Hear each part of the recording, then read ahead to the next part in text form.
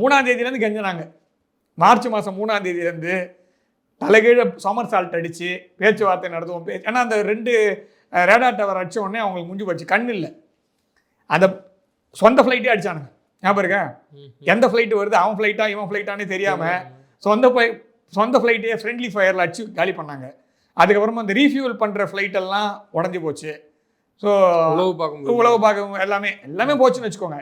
So இங்கே விஷயம் என்னென்னா, அமெரிக்காவுக்கு இந்த இடத்துல இப்போதைக்கு கிளம்புனா தான் நல்லது. ஆனால் கிளம்பிட்டாங்கன்னா ஓகே, கிளம்பலன்னா அங்கே தான் நான் திரும்ப வரேன். இப்போ இதெல்லாம் இழந்தாங்கல்ல.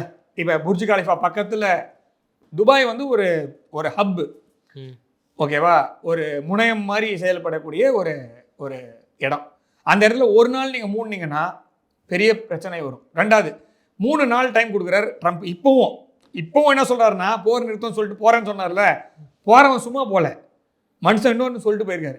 3 நாள் டைம் தரேன், 72 மணி நேரம் டைம், அதுக்குள்ளே நீ வந்து திரும்ப பேச்சுவார்த்தைக்கு வந்து உட்காரலன்னா உன்னோட எனர்ஜி இன்ஃப்ராஸ்ட்ரக்சர் மேலே தாக்குதல் பண்ணுவேன், ஈரான் மேலே. அப்போ தாக்குதல் பண்ண அவன் சும்மா இருப்பானா? அவன் என்ன பண்ணுவான்? இந்த பக்கம் வெஸ்ட் ஏஷியாவில் அடிப்பானா அடிக்க மாட்டானா?